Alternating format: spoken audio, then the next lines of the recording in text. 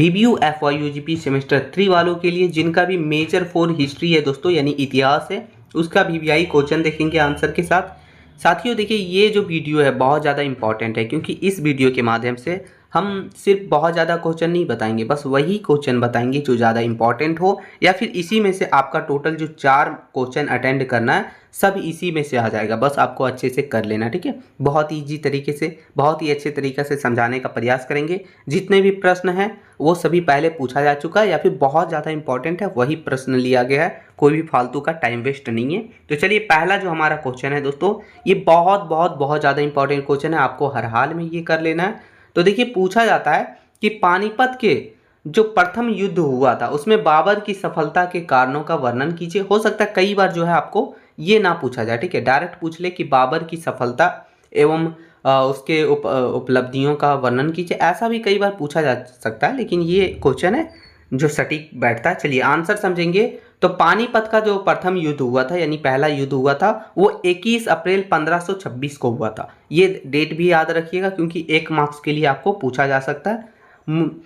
यानी 21 अप्रैल 1526 को मुगल शासक बाबर और दिल्ली के सुल्तानत इब्राहिम लोदी के बीच लड़ा गया था। किसके किसके बीच? तो देखिए, शासक जो है बाबर और दिल्ली का सुल्तानत उस समय जो इब्राहिम लोदी था, उन दोनों के बीच जो है ये लड़ाई लड़ा गया था। यह युद्ध जो है दोस्तों, वो भारतीय इतिहास का एक निर्णायक मोड़ माना जाता है, क्योंकि इसने भारत के राजनीतिक भविष्य को हमेशा के लिए बदल दिया था।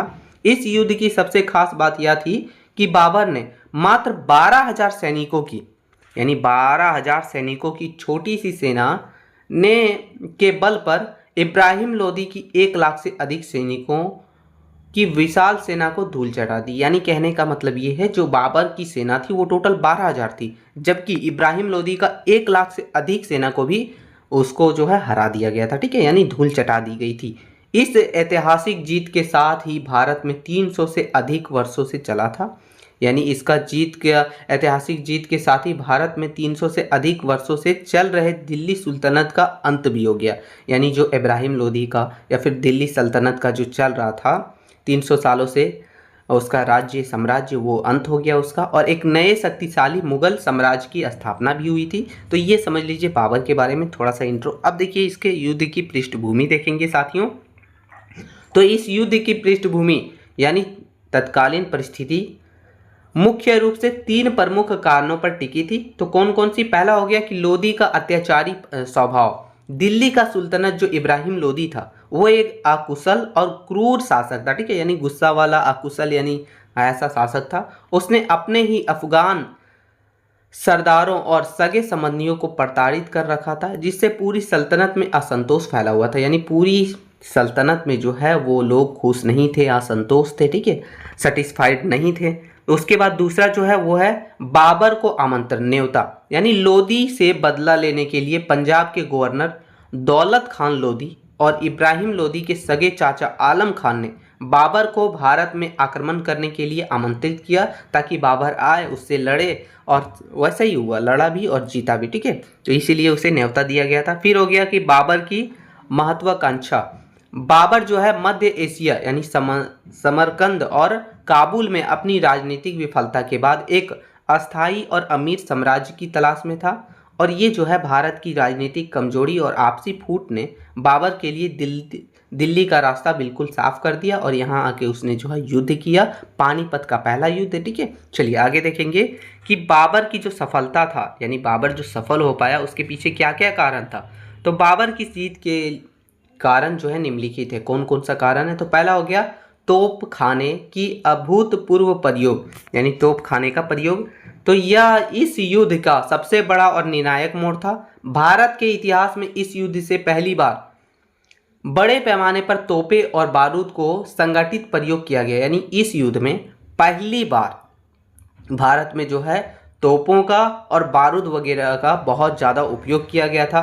फिर हो गया दोस्तों कि कुशल तोपची। बाबर के पास जो है उस्ताद अली और मुस्तफ़ा नाम के 2 अत्यंत कुशल और अनुभवी तुर्की तोपची थे, ठीक है, यानी तोप वगैरह चलाने वाले 2 इनके पास बहुत ही कुशल और बहुत ही अनुभवी तुर्की के ये तोपची थे, ठीक है। चलिए आगे है कि लोदी की अज्ञानता। इब्राहिम लोदी की सेना पारंपरिक हथियार यानी कि तलवार, भाला, तीर, कमान से लड़ रही थी, वही उनके पास जो है तोपे का सामना करने के लिए कोई भी अनुभव नहीं था और ना ही कोई रक्षात्मक नीति थी कि हमें कैसे बचना चाहिए। यह सब कोई नीति नहीं थी, बस वो पुराना तरीका से लड़ रहे थे, तलवार से, भाला से, तीर कमान से, इसलिए वो हार गए।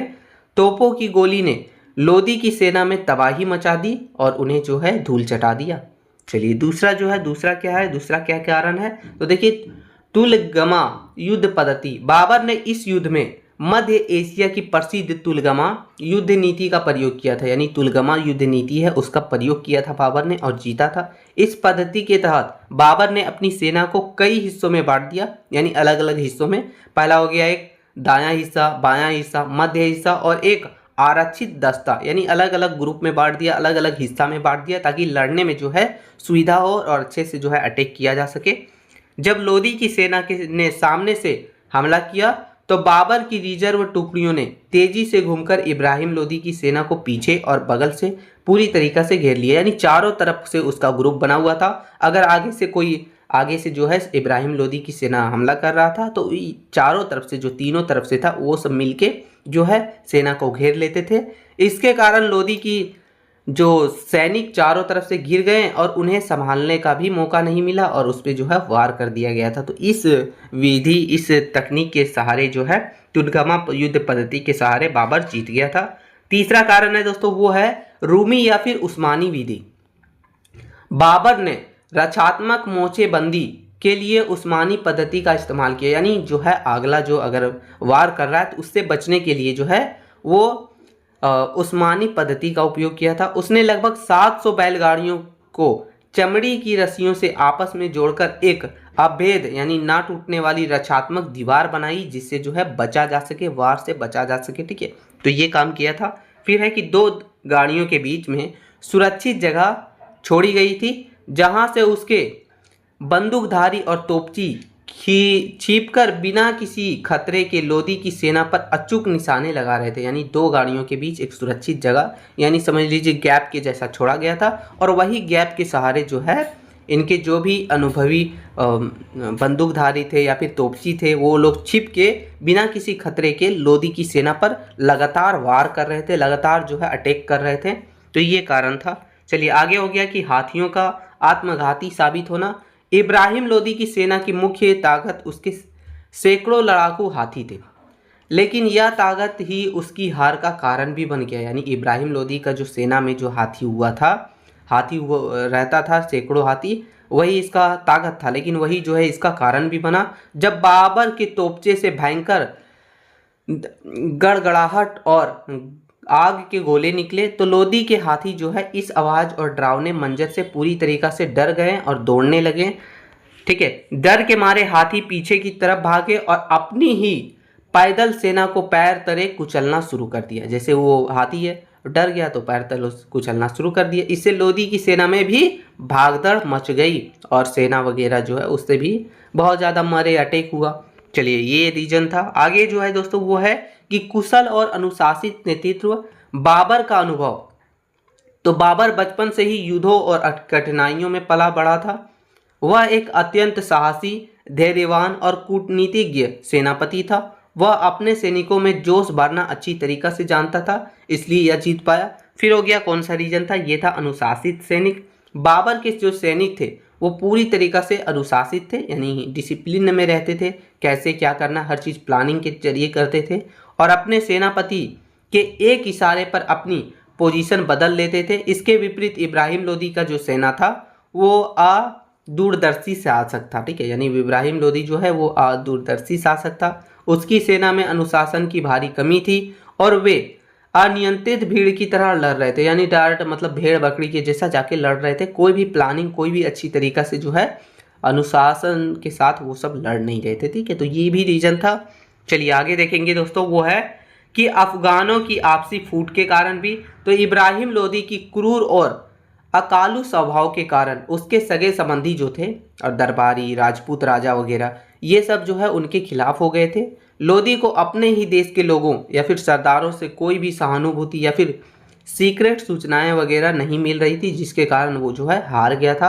फिर हो गया कि युद्ध के मैदान में भी लोधी के कई सरदार दिल से नहीं लड़ रहे थे, जिससे उसकी सैन्य शक्तियां अंदर से ही खोखली हो चुकी थी। तो साथियों ये सभी कारण है जो बाबर है उसके जीत के पीछे का, ठीक है, और इब्राहिम लोदी के हार के पीछे का। तो ये सभी कारण है, ये सब प्रमुख रीजन है। चलिए आगे देखेंगे कि ऐतिहासिक महत्व और इसका परिणाम क्या हुआ, यानी युद्ध के बाद ऐसे इसका ऐतिहासिक महत्व क्या था, इसका परिणाम क्या निकला। तो देखिए इस युद्ध के परिणाम भारतीय इतिहास के लिए बहुत ही व्यापक रहे। क्या हुआ, तो लोदी वंश का अंत हुआ, जो इब्राहिम लोदी युद्ध के मैदान में ही मारा गया था। यानी युद्ध हुआ, उसके बाद वही युद्ध के मैदान में जो है इब्राहिम लोदी मारा गया, जिससे दिल्ली सल्तनत को हमेशा के लिए दिल्ली सल्तनत का हमेशा के लिए अंत हो गया, और इसका इब्राहिम लोदी का भी अंत हो गया। फिर हो गया कि मुगल साम्राज्य की स्थापना शुरू हो गई। भारत में एक नए और शक्तिशाली मुगल वंश की शुरुआत हुई, जिसने अगले 300 साल तक भारत पर राज करने का काम किया था बाबर के आने के बाद। फिर देखिए युद्ध कला में बदलाव। इस युद्ध के बाद भारत में पारंपरिक युद्ध के तौर तरीके बदल गए और सेनाओं में तोपखाने और बारूद वगैरह का महत्व जो है बहुत ज़्यादा जरूरी हो गया था। यानी पहले जो भाला वगैरह से, तलवार वगैरह से लड़ा जा रहा था, उसके साथ साथ जो है बारूद और तोपखाने वगैरह का उपयोग बहुत ज़्यादा बढ़ गया था, महत्व बहुत ज़्यादा बढ़ गया था। निष्कर्ष देखिए लिखा है दोस्तों कि पानीपत का जो युद्ध है, इसमें बाबर की जीत का मुख्य कारण जो रहा उसकी आधुनिक तकनीक और उसका जो है अच्छी रणनीति रही, यानी श्रेष्ठ रणनीति रही। इब्राहिम लोदी के पास सैनिकों की भीड़ तो थी, लेकिन बाबर के पास तोपखाना, तुगमा पद्धति और अनुशासित नेतृत्व जैसी अजेय ताकतें थी। इसी सैन्य कुशलता के दम पर बाबर ने एक विशाल सेना को हराकर भारत में मुगल साम्राज्य की मजबूत नींव रखी। तो साथियों ये क्वेश्चन है बहुत ज़्यादा इंपॉर्टेंट है। अगर आपको देखिए दो तरीका से क्वेश्चन पूछा जा सकता है। कई बार पूछ ले कि बाबर की जो है बाबर का जो युद्ध लड़ा था, यानी पानीपत के युद्ध के बारे में पूछ लेगा, या फिर बाबर की जो है उपलब्धियां एवं उसके परिणाम वगैरह ये सब कुछ पूछ ले, यानी सफलता और उपलब्धियों का वर्णन कीजिए, ऐसा भी पूछे तब भी आपको ये लिख देना, ठीक है। चलिए दूसरा क्वेश्चन देखेंगे दोस्तों। दूसरा क्वेश्चन भी बहुत ज़्यादा इंपॉर्टेंट है आपके लिए। क्वेश्चन है कि हुमायूं जो था उसके शासन एवं उसके असफलताओं के कारणों का मूल्यांकन कीजिए या फिर वर्णन कीजिए। ये बहुत ज़्यादा इंपॉर्टेंट क्वेश्चन है और ऐसा क्वेश्चन पूछा जा चुका है। आंसर देखिए लिखा है कि नसरुद्दीन मोहम्मद हुमायूं इसका पूरा नाम है, ठीक है, जो कि 1530 ईस्वी में बाबर की मृत्यु के बाद दिल्ली का सिंहासन पर बैठा। यानी जब बाबर का मृत्यु हो गया तब ये जो है हुमायूं वो सिंहासन पर बैठा था, दिल्ली के सिंहासन पर। उसका पूरा शासनकाल जो है वो संघर्ष और कठिनाइयों से भरा रहा। इतिहासकार नेलपूल ने उसके बारे में बिल्कुल सटीक कहा है। क्या कहा है वो देखिए। तो देखिए लिखा है कि हुमायूं जीवन भर लड़खड़ाता रहा और लड़खड़ाते हुए ही उसकी मौत हो गई। ऐसा लिखा था इतिहासकार लेनपूल ने, ठीक है, यानी इसने लिखा था हुमायूं के बारे में कि हुमायूं जीवन भर लड़खड़ाता रहा और लड़खड़ाते हुए ही उसकी मौत हो गई। वह इतिहास का एक ऐसा शासक था जिसके पास योग्यता तो थी, लेकिन सही समय पर सही निर्णय लेने की क्षमता नहीं थी हुमायूं के पास, ठीक है। चलिए आगे देखेंगे इसकी असफलता के कारणों को, यानी कि हुमायूं की असफलता क्यों रही, क्या कारण था। तो देखिए पहला कारण है दोस्तों वो है सामाजिक और प्रशासनिक समस्या। असंगठित साम्राज्य। बाबर को भारत में केवल युद्ध लड़ने का समय मिला था, वह साम्राज्य को कोई प्रशासनिक या फिर वित्तीय मजबूती नहीं दे पाया। हुमायूं को एक ऐसा मकान मिला जिसकी नींव कच्ची थी, ठीक है। तो ये समझ लीजिए असंगठित साम्राज्य था, संगठित नहीं था। तो ये पहला रीजन हो गया। दूसरा है देखिए कि खाली खजाना।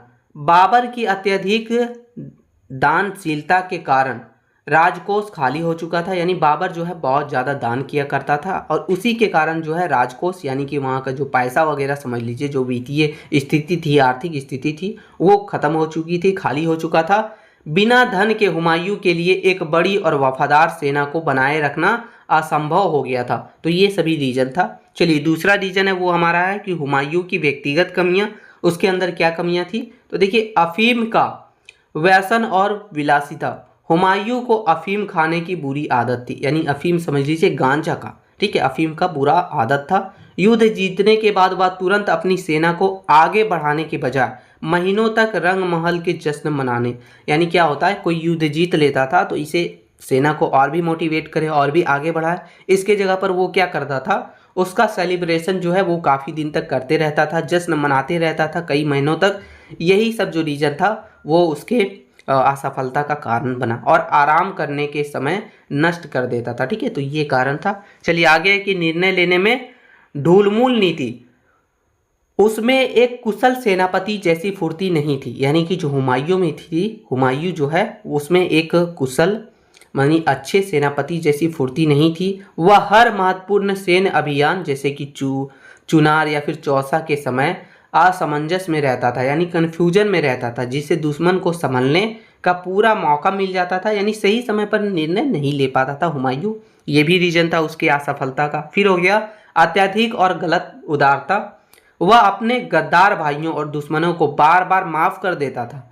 मध्यकाल की क्रूर राजनीतियों में उसकी यही दयालुता उसकी सबसे बड़ी कमजोरी बनी और उसे जो है असफलता का सामना करना पड़ा था। चलिए आगे जो हमारा रीजन है दोस्तों वो है कि भाइयों का विश्वासघात, जो कि है साम्राज्य का विभाजन। बाबर के कहने पर हुमायूं ने अपने भाइयों कामरान, रस्की और हिंदाल में साम्राज्य बांट दिया। यानी बाबर के कहने पर हुमायूं ने अपने भाइयों में जो है साम्राज्य का बंटवारा कर दिया। ठीक है, भाइयों ने जागीरें तो ले ली, लेकिन संकट के समय हुमायूं का साथ देने के बजाय खुद दिल्ली का सुल्तान बनने के सपने देखने लगे। यानी क्या हुआ, भाइयों को बांट दिया। अब भाई वगैरह जो है समय पर सपोर्ट करने के बजाय वो लोग क्या चाहते थे कि हम जो है दिल्ली का सुल्तान बने। तो ये उनके अंदर जो है मतलब आ गया था। ठीक है, जिसके कारण वो जो है हुमायूं का सपोर्ट नहीं कर रहे थे। विशेषकर कामरान ने पंजाब पर कब्जा करके हुमायूं की सैन्य आपूर्ति लाइन ही काट दी। तो यहाँ से देखिए भाइयों के बीच जो है ये हुआ था, इसके कारण भी असफलता रही थी। चलिए आगे हो गया हमारा दोस्तों वो है कि शक्तिशाली और कूटनीतिज्ञ शत्रु शेरशाह सूरी की श्रेष्ठता। ठीक है, तो बिहार का अफगान शासक शेरशाह सूरी हुमायूं से कहीं अधिक चतुर, कूटनीतिज्ञ और अनुशासित सेनापति था। यानी बहुत ज़्यादा चतुर था, चालाक था, उससे बहुत ज़्यादा तेज था। उसने मुगलों की आपसी फूट का पूरा फायदा उठाया। यानी जो भाइयों में इसका फूट था हुमायूं का, उसका पूरा फायदा उठाने का काम किया शेरशाह सूरी ने। ठीक है, गुजरात का बहादुर शाह, पश्चिम में बहादुर शाह मुगलों को ही भारत से खदेड़ने के लिए धन और सेना जुटा रहे थे। यानी गुजरात में बहादुर शाह भी जो है वो मुगलों को भारत से खदेड़ने के लिए, निकालने के लिए धन और सेना जुटा रहे थे। तो ये सभी कारण रहा दोस्तों हुमायूं के असफलता का। यानी इन सभी कारणों से जो है हुमायूं असफल रहा था। चलिए आगे देखेंगे कि निर्णायक युद्ध और हुमायूं का पतन, यानी कौन कौन सा निर्णायक युद्ध वो लड़ा था और हुमायूं का पतन कैसे हुआ, ये दोनों चीज़ को देखते हैं। तो देखिए हुमायूं की राजनीतिक गलतियों को इन दो युद्धों के माध्यम से समझ सकते हैं। कौन कौन सा, पहला हो गया चौसा का युद्ध। ठीक है, जो कि 1539 ईस्वी में हुआ था शेरशाह के खिलाफ। इस युद्ध में हुमायूं ने अपनी सेना को नदी के किनारे निचले दलदली इलाके में उतार दिया।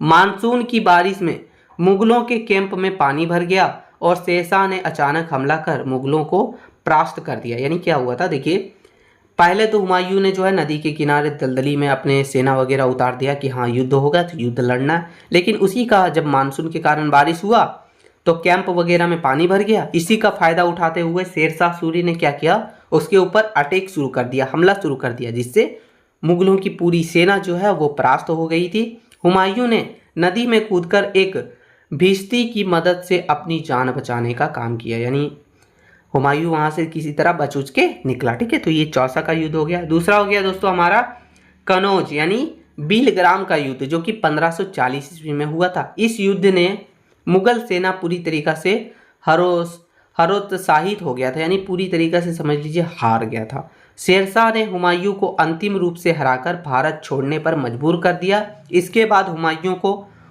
को 15 वर्षों तक शरणार्थी बनकर भटकना पड़ा था। यानी यहाँ से उसे ऐसा हराया गया कि उसे यहाँ से छोड़ना पड़ा। उसके बाद हुमायूं जो है 15 साल तक वो शरणार्थी बन के भटकते रहा। तो ये उनके द्वारा जो है परिणाम निकला, या फिर ये समझ लीजिए हुमायूं का पतन है। चलिए आगे देखेंगे कि हुमायूं की वापसी कब हुई, यानी फिर से उसकी वापसी हुई थी, कब हुई थी। तो 15 साल के निर्वासन के बाद जब सूरी साम्राज्य कमजोर हुआ तो हुमायूं ने ईरान की शाह की मदद और अपने वफादार सेनापति बेगम खां के नेतृत्व में 1555 ईस्वी में सर हिंद के युद्ध में अफगानों को हराकर दोबारा दिल्ली का सत्ता हासिल की। यानी क्या हुआ, 15 साल के बाद दोबारा जब जो शेरशाह सूरी की साम्राज्य जो है कमज़ोर हो गया था, तब वो अपने ईरान की शाह की मदद से और अपना वफादार सैनिक बैरम खां की मदद से 1555 ईस्वी में शेरसिंह सर हिंद युद्ध में अफगानों को हराकर दोबारा वो दिल्ली की सत्ता हासिल कर लिया था। लेकिन उसका भाग्य ने यहाँ भी साथ नहीं दिया। जनवरी 1556 ईस्वी में दिल्ली के दीन पनाह पुस्तकालय में सीढ़ियों से पैर फिसलने के कारण उसकी मृत्यु हो गई, यानी हुमायूं की मृत्यु हो गई। कैसे हुई थी, तो देखिए दिल्ली की दीन पनाह पुस्तकालय में सीढ़ी से पैर फिसल गया और उसकी मृत्यु हो गई। कब, 1556 ईस्वी में। चलिए निष्कर्ष देखते हैं। निष्कर्ष लिखा है साथियों, तो देखिए हुमायूं की विफलता का मुख्य कारण उसका भाग्य नहीं बल्कि उसकी अपनी राजनीतिक भूलें और चारित्रिक कमजोरियां भी थी। वह एक अच्छा इंसान था लेकिन एक अच्छा और क्रूर मध्यकालीन राजा नहीं बन सका। हालांकि तमाम पराजयों के बाद भी धैर्य रखना और अंततः साम्राज्य वापस पाना उसकी दृढ़ इच्छा शक्ति को भी दर्शाता है, जिसने आगे चलकर अकबर के महान शासनकाल का रास्ता भी साफ कर दिया। तो ये था दोस्तों हुमायूं के बारे में, उसकी विफलता असफलता जो भी पूछे आपको, बस आपको ये लिख देना, ध्यान रहे, ठीक है। बहुत ही इंपॉर्टेंट क्वेश्चन है, आपको जरूर से जरूर पूछा जाएगा। चलिए क्वेश्चन नंबर तीसरा देखेंगे मित्रों। क्वेश्चन नंबर तीसरा हमारा कि शेरशाह के प्रशासनिक जीवन एवं प्रारंभिक जीवन एवं प्रशासनिक व्यवस्था का वर्णन करना हमें, यानी जो शेरशाह सूरी है उसके प्रारंभिक जीवन के बारे में और प्रशासनिक व्यवस्था के बारे में वर्णन करना। बहुत ही इंपॉर्टेंट ये भी क्वेश्चन है। आंसर है दोस्तों कि इतिहासकार डॉक्टर AR कानूनगो के अनुसार शेरशाह सूरी में एक ऐसी रचनात्मक प्रशासनिक प्रतिभा थी जो मध्यकाल के किसी अन्य मुस्लिम शासक में नहीं मिलती। तो ये डॉक्टर RKR कानूनगो के अनुसार, यानी उन्होंने कहा था कि शेरशाह सूरी में एक रचनात्मक प्रशासनिक प्रतिभा थी जो कि किसी भी अन्य मुस्लिम शासक में नहीं मिलता है। चलिए आगे देखिए लिखा जाए तो शेरशाह सूरी जो कि 1540 से लेकर 1545 तक माना जाता है, केवल एक महान विजेता ही नहीं बल्कि एक असाधारण नीति निर्माता भी था, ठीक है। उसने मात्र 5 वर्षों के शासनकाल में दिल्ली सल्तनत की पुरानी सड़ चुकी प्रशासनिक व्यवस्था को उखाड़ फेंका और एक नया ढांचा तैयार करने का काम किया। यही ढांचा आगे चलकर अकबर की सफलता का आधार भी या फिर कारण भी बना था, ठीक है। तो ये शेरशाह सूरी के बारे में था। चलिए आगे देखेंगे इसके प्रारंभिक जीवन के बारे में और इसके उत्कर्ष के बारे में। तो शेरशाह के जीवन के सफर को 4 मुख्य चरणों में समझेंगे हम लोग। तो पहला हो गया कि बचपन का संघर्ष। शेरशाह का मूल नाम जो है वो फारिद खान था। क्या था उसका, यानी रियल नाम जो है वो फारिद खान है। उसके पिता हसन खान सासाराम यानी बिहार के एक छोटे जागीरदार थे। सौतेली माँ के पूरे व्यवहार के कारण फरीद घर छोड़कर जौनपुर चला गया था, ठीक है। वहाँ उसने अरबी, फारसी और प्रशासनिक शिक्षा ग्रहण करने का काम किया। तो ये उसके बचपन के बारे में था। आगे देखिए जागीरदार के रूप में अनुभव, जो कि 1497 से लेकर 1518 ईस्वी तक पिता ने प्रभावित होकर उसे सासाराम की जागीर का प्रबंधक बनाया। यहाँ फारिद ने 21 वर्षों तक जमीन की नाप जोख, यानी कि जो अमीन वगैरह काम करते हैं ना, वो काम किया। लगान और किसानों की समस्याओं को जमीनी स्तर पर समझा। यही अनुभव बाद में उसकी प्रशासनिक व्यवस्था की रीढ़ भी बना था, यानी प्रशासनिक व्यवस्था में काम भी आया था। चलिए आगे इनके बारे में देखेंगे कि शेरशाह की उपाधि। तो बिहार के सूबेदार बहार खान लोहानी ने फारिद की बहादुरी यानी बिना हथियार के शेर मारने से खुश होकर उसे शेर खान की उपाधि दी, यानी उसकी उपाधि ये दिया शेरशाह जो नाम रखा गया। उसने देखा कि बिना हथियार के शेर को मारता था वो, ठीक है। यही देख के उसे शेर खान की उपाधि दी, ठीक है। आगे देखिए दिल्ली का सिंहासन। अपनी चतुर कूटनीति से शेरशाह ने पहले बंगाल और बिहार जीतने का काम किया। फिर 1539 में चौसा और 1540 में कंगोज ने के युद्ध में मुगल सम्राट हुमायूं को भी भारत से खदेड़कर 54 वर्षों की आयु में दिल्ली की गद्दी संभालने का काम किया। यानी ये जो है पहले बिहार जीता, बंगाल जीता, उसके बाद जो है हुमायूं से लड़के चौसा और कंगोज का युद्ध भी जीता और 54 वर्ष की आयु में दिल्ली की गद्दी संभालने का काम किया। चलिए आगे देखेंगे साथियों की शेरशाह की प्रशासनिक व्यवस्था के बारे में। तो देखिए लिखा है कि शेरशाह की प्रशासनिक व्यवस्था का मुख्य सिद्धांत जो था वो क्या था। देखिए, पूर्ण केंद्रीकरण और प्रजा का कल्याण, ये उनका सिद्धांत रहता था। देखिए पहला इसमें बोल रहा है दोस्तों कि केंद्रीय प्रशासन, सुल्तान ही अंतिम कानून निर्माता, सेनापति और न्यायाधीश था। उसकी मदद 4 विभाग, यानी उसकी मदद के लिए 4 विभाग हुआ करते थे। पहला हो गया दीवान ए विजारत, यानी जिसको वित्त विभाग कहते हैं, ठीक है, यानी आय खर्च वगैरह का हिसाब रखना, उसे वाजिर कहते हैं। फिर दूसरा हो गया दीवान ए आरिज, जो कि सैन्य विभाग, सैनिकों वगैरह की भर्ती और हुलिया वगैरह तय करने का काम करता था, तो ये दूसरा विभाग हो गया। तीसरा विभाग है दीवान ए इंसा, जो कि पत्राचार विभाग के रूप में, यानी पत्र वगैरह लिखना वगैरह, शाही आदेशों वगैरह को लिखना और भेजने वगैरह का काम करता था। और चौथा जो भाग है दोस्तों वो है दीवान ए रसालत, जो कि विदेश विभाग, पड़ोसी राज्यों और राजदूतों से संपर्क, तो ये 4 भाग उनके जो है मदद किया करते थे। चलिए आगे हम लोग देखेंगे दूसरा, वो है कि प्रांतीय एवं स्थानीय प्रशासन। शेरशाह ने अपने साम्राज्य को 47 सरकारों यानी 47 जिलों और सरकारों को कई प्रागणों यानी तहसील में बांटने का काम किया था। गांव का प्रशासन जो है यहाँ की सबसे छोटी इकाई थी। शेरशाह ने यहाँ स्थानीय जिम्मेदारी का सिद्धांत लागू किया। यदि गांव में चोरी होती है तो वहाँ के मुकदम यानी कि मुखिया को या फिर चोर पकड़ना पड़ता था या तो खुद हर्जाना भरना पड़ता था। यानी क्या रूल था कि अगर आपके गांव में चोरी हुआ तो मुखिया को या तो चोर को पकड़ना है या तो खुद हर्जाना भरना पड़ता था। इसके कारण उसके राज्य में अपराध 0 हो गया था, 0 हो गया था, क्योंकि सब जो है अच्छे से ध्यान रखते थे मुखिया वगैरह, ताकि हमारे राज्य में होगा तो हमें भरना पड़ेगा। फिर हो गया, आगे देखेंगे शेरशाह के ऐतिहासिक सुधार के बारे में, यानी शेरशाह के द्वारा कौन कौन से सुधार किए गए। तो पहला हो गया कि राजस्व और भूमि सुधार, यह शेरशाह की सबसे बड़ी सफलता थी। उसने किसानों के सीधे संपर्क के लिए रेयतवाड़ी व्यवस्था लागू करने का काम किया, जिसमें जमीन की नाप पैमाइश उसने सिकंदरी राज यानी कि 32 अंगुल का उपयोग करके पूरी साम्राज्य की कृषि भूमि में पैमाइश करवाने का काम किया, जमीन का नाप करवाया।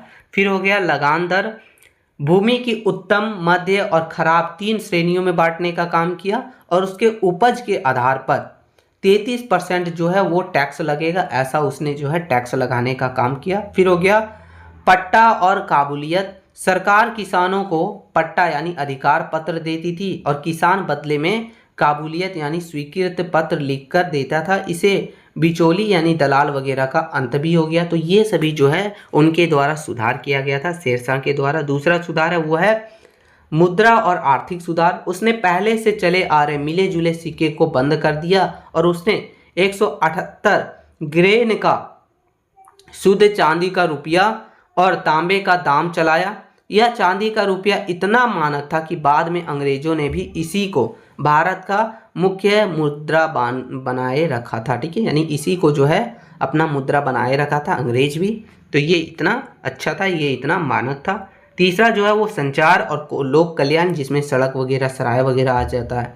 तो जीटी रोड यानी ग्रैंड ट्रंक रोड उसने सोनार गांव यानी बंगाल से पेशवर सिंध तक लगभग 1500 कोस लंबी प्रसिद्ध सड़क ए आजम बनवाई, जिसे आज हम जो है जीटी रोड कहते हैं, ठीक है। तो ये बनवाने का काम किया था शेरशाह सूरी ने। फिर 1700 सराय, सड़कों के किनारे यात्रियों को रोकने यानी यात्री वगैरह को रोकने, पानी और डाक चौकियों के लिए 1700 सराय बनवाने का काम किया, जहां हिंदू और मुस्लिमों के लिए अलग अलग भोजन और ठहरने की व्यवस्था भी करने का काम किया। तो ये सभी सुधार किए गए शेरशाह सूरी के द्वारा। चलिए निष्कर्ष देख लेते हैं। तो लिखा है दोस्तों कि अगर हम लोग समझे तो शेरशाह सूरी मध्यकाल का एक बहुत ही अत्यंत दूरदर्शी और सफल सुधारक था। मात्र 5 वर्षों में उसने उसके द्वारा किए गए प्रशासनिक, भूमि और मुद्रा सुधार इतने मजबूत थे कि आगे चलकर अकबर ने भी इसी व्यवस्था को अपना साम्राज्य का आधार बनाया। इसलिए शेरशाह को इतिहास में अकबर का अग्रदूत और प्रबुद्धक शासक भी माना जाता है। ठीक है, तो ये इनके बारे में था। अगर कुछ भी पूछा जाए तो आपको लिख देना, बहुत ही इंपॉर्टेंट क्वेश्चन था। चलिए आगे क्वेश्चन नंबर चौथा देखेंगे साथियों। तो क्वेश्चन नंबर चौथा है हमारा कि अकबर की धार्मिक नीति का आलोचनात्मक वर्णन कीजिए। ये कई बार पूछा भी जा चुका है, तो आपको ध्यान में रखना है कि अकबर की धार्मिक नीति के बारे में हमें पढ़ना है। तो देखिए पहला आंसर है इसका कि मुगल सम्राट अकबर भारत के इतिहास में अपनी उदार धार्मिक नीतियों के लिए जाने जाते हैं। उनकी नीति का मुख्य आधार जो है वो सुलह ए कुल था। ठीक है, जिसका अर्थ क्या होता है? इसका अर्थ होता है दोस्तों कि सभी धर्मों के साथ शांति और भाईचारे में रहना। अकबर भली भांति जानते थे कि भारत में ज़्यादातर आबादी जो है वो हिंदुओं की है, इसलिए उनके सहयोग और सम्मान के बिना यहाँ लंबे समय तक राज करना नामुमकिन है। इसी कारण उन्होंने पुराने राजाओं के कट्टर नीतियों को छोड़कर एक ऐसे साम्राज्य की नींव रखी जहां सभी धर्मों को बराबर अधिकार मिल सके। तो ये मुगल साम्राज्य का यानी मुगल साम्राज्य अकबर का सोच था, उसका सिद्धांत था। चलिए आगे देखेंगे कि अकबर की धार्मिक नीति के बारे में, यानी उनका धार्मिक नीति क्या था। तो अकबर की धार्मिक नीति का विकास धीरे धीरे हुआ। उसने हिंदू जनता का दिल जीतने और साम्राज्य को मजबूत करने के लिए निम्नलिखित कदम उठाए। क्या क्या किया? पहले किया कि युद्ध बंदियों के धर्म परिवर्तन पर रोका, जो कि 1562 में किया था। तो पहले युद्ध में हारे हुए सैनिकों और उनके परिवारों को जबरन गुलाम बनाकर मुस्लिम बना दिया जाता था। अकबर ने राजा बनते ही इस क्रूर प्रथा को पूरी तरीक़ा से कानूनी रोक लगा दी कि आप अगर हारते भी हैं युद्ध में तब भी आपको मुस्लिम नहीं बनना पड़ेगा, ऐसा इसने चेंज कर दिया। ठीक है, फिर आगे देखिए कि तीर्थ यात्रा कर की समाप्ति यानी टैक्स वगैरह की समाप्ति, जो कि 1563 में किया था। हिंदुओं को अपने पवित्र धार्मिक स्थान जैसे कि काशी, प्रयाग आदि वगैरह की यात्रा करने के लिए सरकार को भारी टैक्स देना पड़ता था। अकबर ने इस कर को पूरी तरीक़ा से बंद कर दिया, यानी आपको टैक्स नहीं देना पड़ेगा, जिससे आम हिंदू जनता में भी उसके प्रति सम्मान वगैरह बहुत बढ़ गया और उसका रिस्पेक्ट करने लगे और वो भी एक अच्छे शासक के रूप में उभरा। ठीक है, फिर है दोस्तों जजिया कर की समाप्ति, जो कि 1564 ईस्वी में किया। मुस्लिम राज्य में रहने के बदले गैर मुसलमानों से जजिया टैक्स वसूला जाता था। यह टैक्स हिंदुओं के लिए एक अपमान की तरह था, यानी आप मुस्लिम राज्य में रहते हैं तो आपको जो है गैर मुस्लिम है इसलिए आपको जो है टैक्स देना पड़ेगा, ऐसा रूल था, जो कि अकबर के आने के बाद 1564 ईस्वी में ये जो है हटा दिया गया था। ठीक है, अकबर ने 1564 ईस्वी में इसे हमेशा के लिए समाप्त करके हिंदुओं को समाज में बराबरी का दर्जा देने का काम किया। आगे हमारा दोस्तों कि राजपूतों से विवाह और धार्मिक स्वतंत्रता। अकबर ने आमेर की राजकुमारी जोधाबाई सहित कई राजपूत कन्याओं से विवाह किया। उसने अपनी हिंदू पत्नियों पर कभी भी इस्लाम अपनाने का दबाव नहीं डाला। महल के अंदर उसे मंदिर बनाने, पूजा हवन करने और अपने त्यौहार वगैरह मनाने की पूरी आज़ादी थी। तो ये सभी जो है स्वतंत्रता देने का काम किया अकबर ने। चलिए आगे हमारा जो उन्होंने क्या किया था वो है देखिए इबादत खाना की स्थापना, जो कि 1575 ईस्वी में। अकबर के मन में धर्म और सत्य को जानने की गहरी इच्छा थी। उसके लिए उसने फतेहपुर सीकरी में एक भव्य चर्च भवन यानी इबादत खाना बनवाया। शुरुआत में यहाँ केवल मुस्लिम मौलवी आते थे, लेकिन वे ज्ञान की बातें करने के बजाय आपस में ही लड़ने लगे। ठीक है, यानी पहले मौलवी वगैरह आते थे शुरुआत में, लेकिन वो ज्ञान वगैरह की बात करने की जगह पर खुद में आपस में लड़ने लगे। इसलिए 1578 ईस्वी में अकबर ने इस दरवाजे को जो है सभी धर्मों के लिए खोल दिया। अब यहाँ जो है हिंदू, जैन, बौद्ध, पारसी और ईसाई धर्म के विद्वान आकर अपने धर्म की बातें बताते थे। ठीक है, यानी ये पहले मुस्लिम आया करते थे, फिर जो है हिंदू यानी सभी धर्मों के बड़े बड़े विद्वान वगैरह आके अपने धर्मों की अच्छी बातें बताया करते थे। फिर देखिए आगे है दोस्तों कि महजरनामा की घोषणा, जो कि 1589 ईस्वी में हुआ था। इबादत खाना में मुस्लिम धर्मगुरु उलेमाओं, ठीक है, कि आपसी विवाद को खत्म करने के लिए अकबर ने यह कानून बनाया। इसके तहत यह तय हुआ कि अगर भविष्य में किसी धार्मिक बात या फिर कानून की व्याख्या को लेकर अगर मतभेद होता है तो अंतिम फैसला सुनाने का अधिकार केवल राजा यानी अकबर को होगा। इससे शासन में मौलवियों की मनमानी बंद हो गई। मौलवी वगैरह जो आपस में विवाद वगैरह करते थे, ये सभी चीज़ें बंद हो गया। अकबर ही जो है अंतिम फैसला ले सकता था। तो ये सभी चीज़ के कारण अकबर की समानता और भी बढ़ी, यानी उसे जो है और भी रिस्पेक्ट उसका बढ़ा था। ठीक है, आगे देखिए लिखा है दोस्तों कि दीन ए इलाही की शुरुआत जो कि 1582 में किया गया था। तो सभी धर्मों के गुरुओं की बात सुनने के बाद अकबर इस नतीजे पर पहुंचा कि हर धर्म का मूल उद्देश्य एक ही है कि भगवान सब एक होता है, यानी भगवान भी एक ही है। इसलिए उसने 1582 ईस्वी में दीन ए इलाही नाम की एक नई आचार संहिता बनाई। यह कोई नया कठिन धर्म नहीं था, बल्कि सभी धर्मों की अच्छी बातें का मेल था, जिसे हमेशा सच बोलना, गरीबों को दान देना, शाकाहारी जीवन जीना, पशुओं पर दया करना और राजा के प्रति वफादार रहना, तो ये सभी बातें लिखी गई थी, आचार संहिता बनाया था उसमें। ठीक है, दीन ए इलाही में। ठीक है, तो ये सभी था दोस्तों। आगे देखेंगे इसके आलोचनात्मक मूल्यांकन के बारे में। धर्म नीति तो हमने देख लिया, अब इसके आलोचनात्मक मूल्यांकन देखते हैं। लिखा है कि अकबर की इस नीति के जितने फायदे हैं उतने ही विरोधी भी थे। इतिहासकारों ने इसके दोनों पक्ष को मूल्यांकन इस प्रकार किया, सकारात्मक पक्ष को जिसमें फायदे और उपलब्धि थे, फिर नकारात्मक पक्ष जिसमें नुकसान और कमियां थी। चलिए देखेंगे, तो पहले सकारात्मक देखते हैं। तो देश में राष्ट्रीय एकता हुआ, यानी इस सहिष्णु नीति के कारण देश में हिंदू और मुस्लिमों के बीच सदियों से चल रही नफरत और दूरी कम हुई, जिससे देश में शांति का माहौल भी बना। तो ये पहला फायदा हो गया। दूसरा फायदा ये हुआ दोस्तों कि योग्यता को सर्वोच्च स्थान। अकबर ने धर्म के आधार पर भेदभाव करना बंद कर दिया। इस वजह से राजा मान सिंह, राजा टोलरमल, राजा बीरबल और संगीतकार तानसेन जैसे हिंदुओं को अकबर के दरबार और सेना में उच्च पद वगैरह मिले। तो ये योग्यता में सर्वोच्च स्थान भी, यानी सबको बराबर कर दिया गया था। ठीक है, फिर अगला जो देखिए जो सकारात्मक पक्ष है उसमें है कि ऐतिहासिक सामाजिक सुधार। धार्मिक रूप से उदार होने के कारण अकबर ने समाज की बुराइयों को दूर करने का साहस दिखाया। उसने जबरन सती प्रथा पर रोक लगाई, छोटी उम्र में होने वाली बाल विवाह को रोका और विधवाओं को दोबारा शादी करने का विधवा विवाह वगैरह का कानून को भी बढ़ावा देने का काम किया। तो ये सब जो है सकारात्मक यानी कि फायदे और ये सकारात्मक पक्ष था। चलिए आगे नकारात्मक जो इसकी कमियां और इसके विरोध वगैरह थे वो देखेंगे। नकारात्मक पक्ष तो इसमें पहला हो गया कि कट्टर मुसलमानों द्वारा तीखा विरोध। अकबर की इस नीति से कट्टर मुसलमान और मौलवी बहुत ही नाराज हो गए। समकालीन इतिहास का बदायूनी ने अपनी किताब में अकबर की बहुत ही आलोचना की है। बदायूनी का आरोप था कि अकबर हिंदुओं को खुश करने के लिए इस्लाम विरोधी काम कर रहा है, जिसे उसने गाय की हत्या पर रोक लगा दी और वह जो है खुद माथे पर तिलक लगाना शुरू कर दिया था, लगा रहे थे। तो ये सब कारण था जिसे जो है कट्टर मुस्लिम वगैरह जो है उसका विरोध कर रहे थे, वो सब नाराज थे। फिर अगला नकारात्मक जो है दोस्तों वो है कि दीन ए इलाही का पूर्ण विफलता। अकबर का यह विचार जो है कि एक धर्म के रूप में पूरी तरीक़ा से फ्लॉप साबित हुआ, यानी ये जो है नहीं चल पाया। इसे ना तो आम हिंदू ने अपनाया और ना ही मुसलमानों ने। अकबर के पूरे जीवन में इसे सिर्फ 18 खास दरबारियों ने स्वीकार करने का काम किया, जिसमें बीरबल एकमात्र हिंदू थे।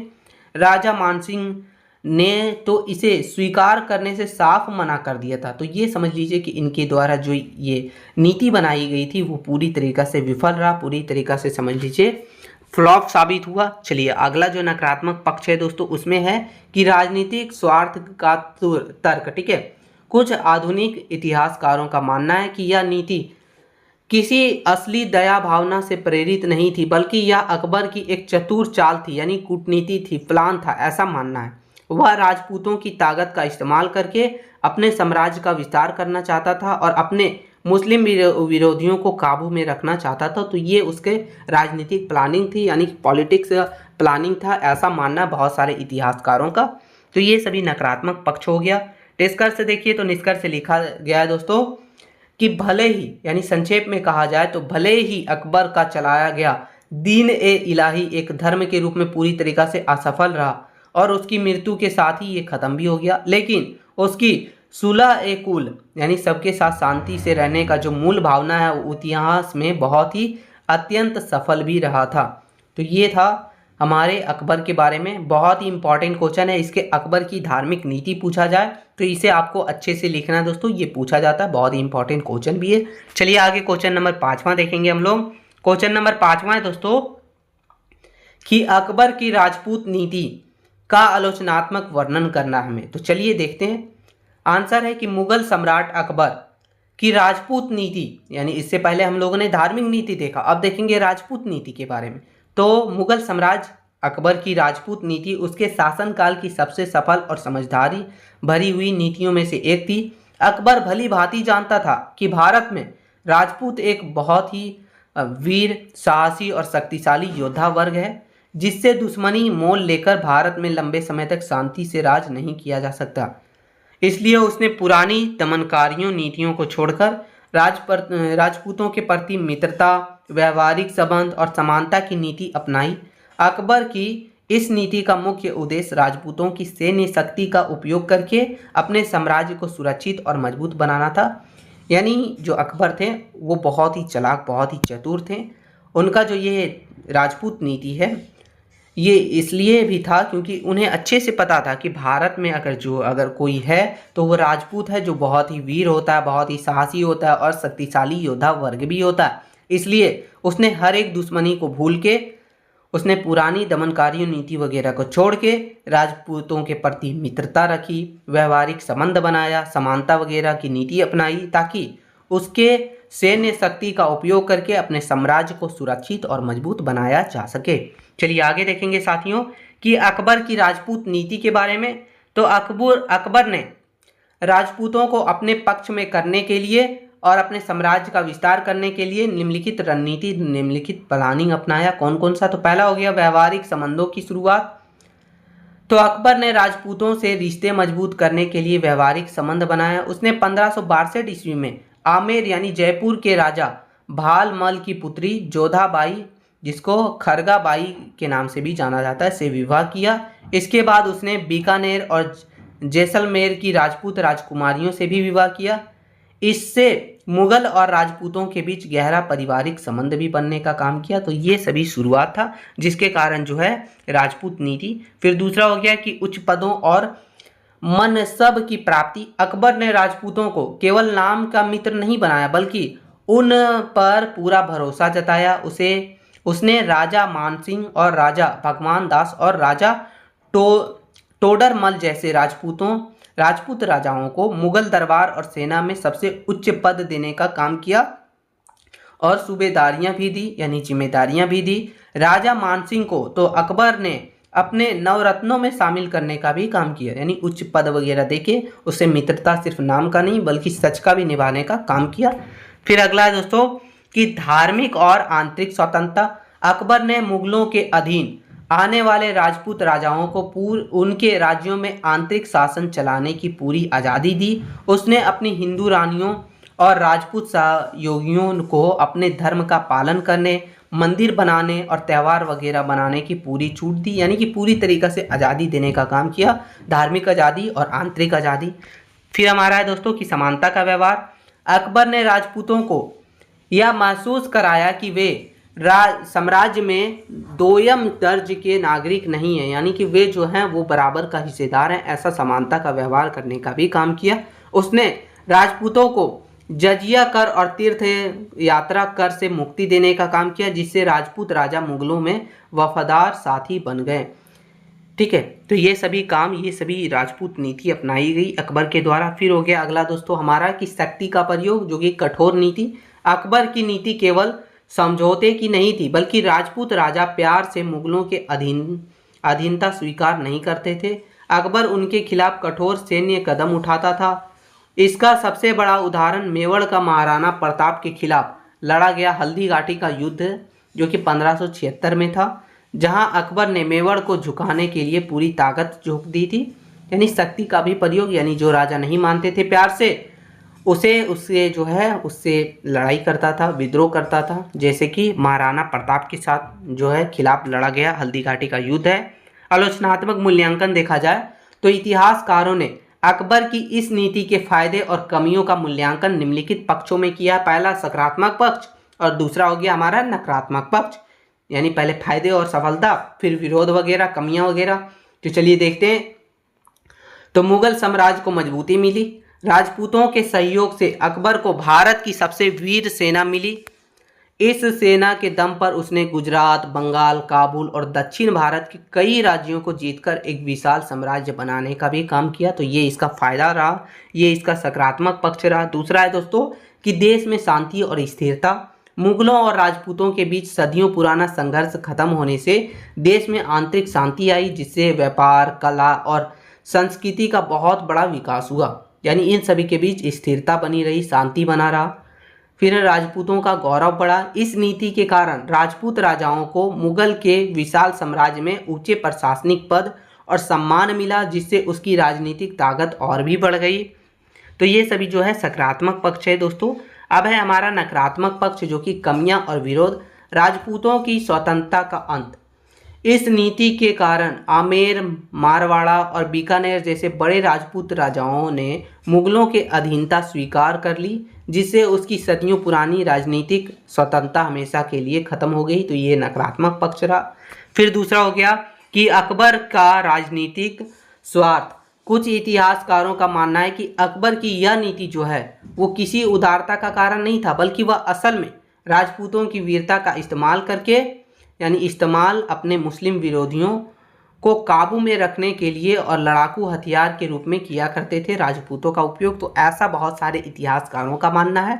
ठीक है, चलिए आगे जो है वह है दोस्तों कि मेवाड़ का कड़ा प्रतिरोध। यह नीति जो है पूरी तरीक़ा से सफल नहीं रही, क्योंकि मेवाड़ के सिसोदिया वंश, जिसमें हमारा उदय सिंह हो गया और महाराणा प्रताप, ने कभी भी मुगलों के सामने घुटने नहीं टेके।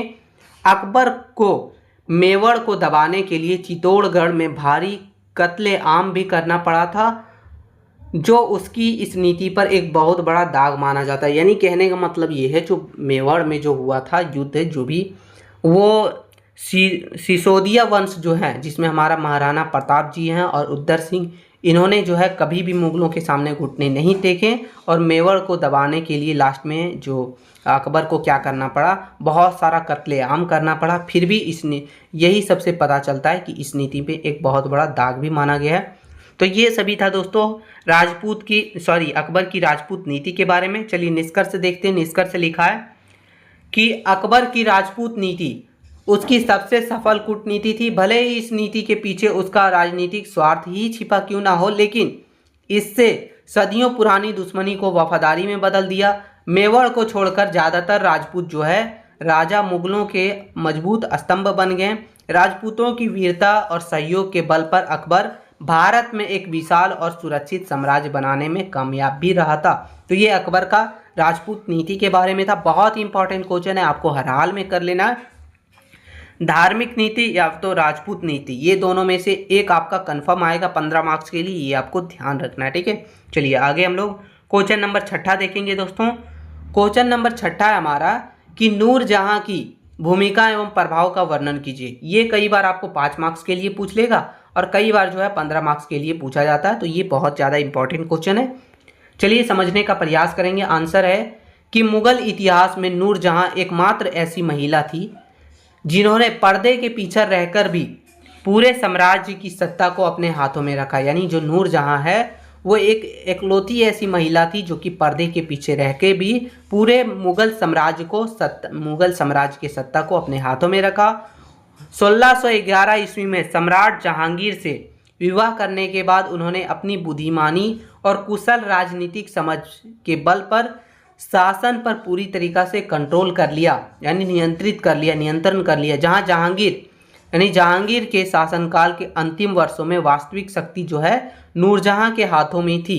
वह मध्यकाल की सबसे शक्तिशाली और प्रभावशाली महिला बनी रही, जिन्होंने मुगलों को पूरी प्रशासनिक व्यवस्था पर गहरा प्रभाव भी डाला। तो ये था उनका। चलिए आगे इनके बारे में और जानते हैं, इनकी भूमिका। तो देखिए, मुगल प्रशासन, दरबार और साम्राज्य को चलाने में नूरजहां की निम्नलिखित प्रमुख और ऐतिहासिक भूमिकाएं निभाई। पहला है कि नूरजहां घूट, जिसको जुंता का निर्माण और फिर संचालन बोल सकते हैं। तो विवाह के तुरंत बाद नूरजहां ने दरबार में अपनी स्थिति मजबूत करने के लिए एक शक्तिशाली जूट बनाया, जिसे इतिहास में नूरजहां जुंता ठीक है कहा जाता है। ठीक है, इस जूट में उसकी माँ अस्मेत बेगम, पिता एस्तमादुल्ला, भाई असफ खां और शहजादा खुरम यानी कि भविष्य का जो शाहजहां है वो सब शामिल था। ठीक है, चलिए लगभग 1622 ईस्वी तक इस गुट का मुगल दरबार की बड़ी प्रशासनिक और सैन्य नियुक्तियां पर पूरी तरीका से कब्जा रहा था। ठीक है, फिर दूसरा हो गया हमारा दोस्तों कि शाही आदेशों यानी फरमानों पर पूरी तरीका से कंट्रोल। नूरजहां की प्रशासनिक भूमिका इतनी महत्वपूर्ण थी कि साम्राज्य का कोई भी कानून उसकी मर्जी के बिना पास नहीं हो सकता था। फिर है कि सभी सरकारी और शाही आदेश पर राजा जहांगीर के हस्ताक्षर के साथ साथ नूरजहां के हस्ताक्षर उसकी शाही मोहर लगाना भी बहुत ज़रूरी हो गया था, बहुत ज़रूरी कर दिया गया था। तो ये इनकी भूमिका रही थी। शाही सिक्कों पर नाम अंकित होना।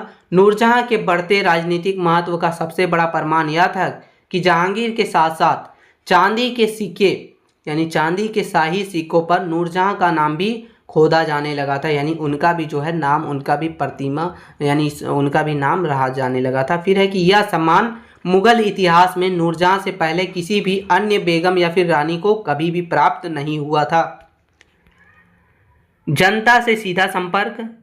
मध्यकालीन रूढ़िवादी और पर्दा प्रथा के परंपराओं को तोड़ते हुए नूरजहां जहांगीर के साथ साथ बालकनी में आकर झरोखा दर्शन देती थी, यानी देश की आम जनता और दूर दूर से आए फरियादी राजा के साथ साथ नूरजहां के सामने भी अपनी समस्या और प्रार्थनाएं रखा करते थे, यानी अपनी समस्या वगैरह बताया करते थे।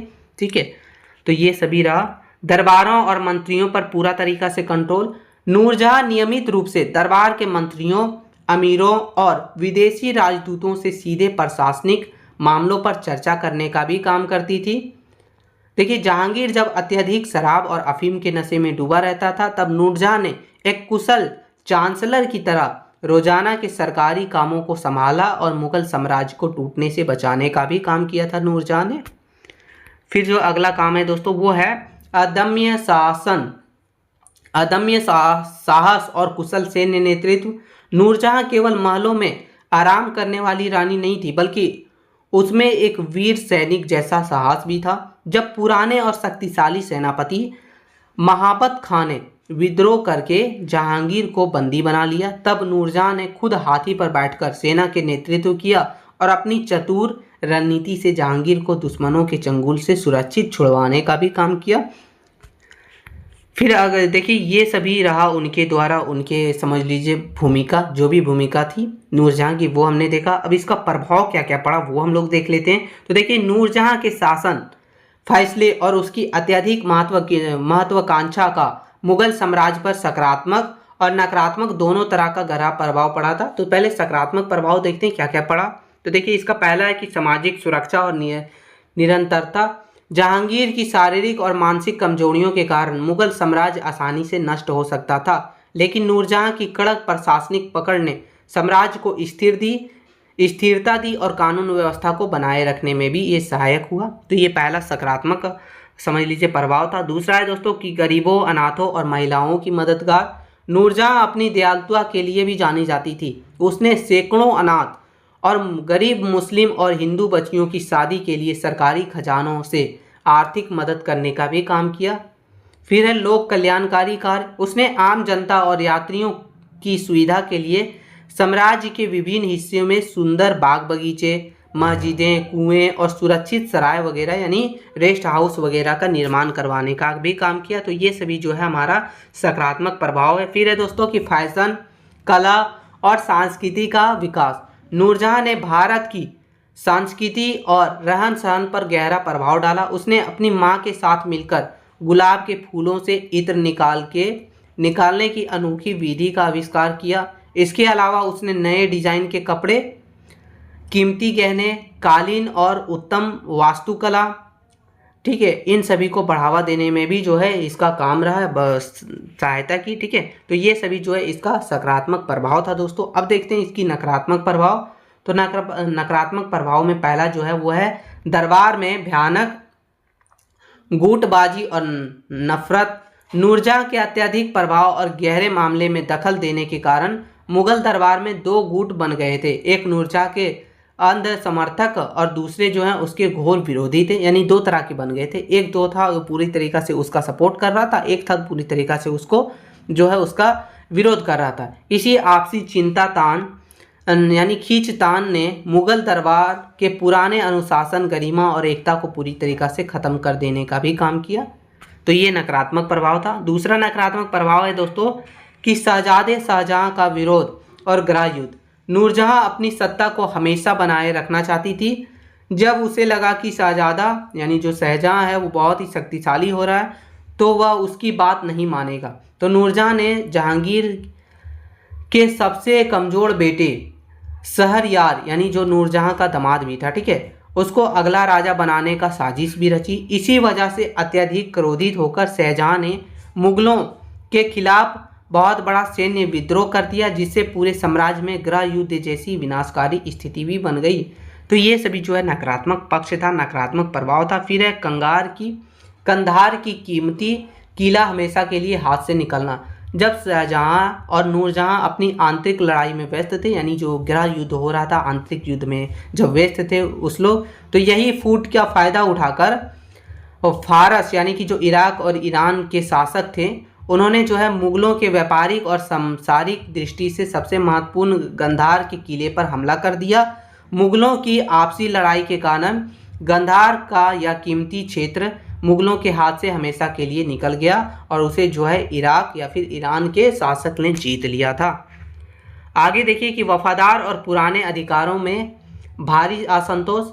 महाबत खां जैसे कई पुराने अनुभवी और वफादार मुगल सेनापति एक महिला के आदेशों को मानना और उसके भाई असफ खां की मनमानी को सहना पसंद नहीं करते थे। नूरजहां की इसी उपेक्षा और कठोर नीतियों के कारण महाबत खां जैसे देशभक्त सेनापति को भी अंत में मुगलों के खिलाफ हथियार उठाना पड़ा था। तो ये सभी जो है नकारात्मक और सकारात्मक दोनों प्रभाव रहा था। तो ये था हमारा दोस्तों कि नूरजहां की भूमिका और इसके प्रभाव के बारे में। बहुत इंपॉर्टेंट क्वेश्चन है। निष्कर्ष चलिए देख लेते हैं। तो निष्कर्ष लिखा है कि नूरजहां मध्यकाल की एक अत्यंत भाग्यशाली और बुद्धिमान शासिका थी। जहांगीर की कमजोरियों के साथ उन्होंने अपनी कुशल राजनीति समझ से मुगल साम्राज्य को बिखरने से बचाया। भले ही उसके कुछ फैसले से दरबार में गुटबाजी बढ़ी, लेकिन पुरुष के वर्चस्व वाले युग में शासन को मजबूती से संभालना उनकी सबसे बड़ी सफलता थी। तो ये था। चलिए आगे क्वेश्चन नंबर 7वां की ओर देखेंगे। क्वेश्चन नंबर 7वां भी बहुत ज़्यादा इंपॉर्टेंट क्वेश्चन है, क्योंकि ये जो है पहले पूछा जा चुका है जब सेमेस्टर 3 का एग्जाम हुआ था दोस्तों, ठीक है, तब ये मेजर 4 में बहुत यानी इसे जो है पूछा जा चुका है। ये 15 मार्क्स के लिए बहुत ज़्यादा इंपॉर्टेंट है, आपको हर हाल में ये कर लेना है क्योंकि ये पूछा जाएगा।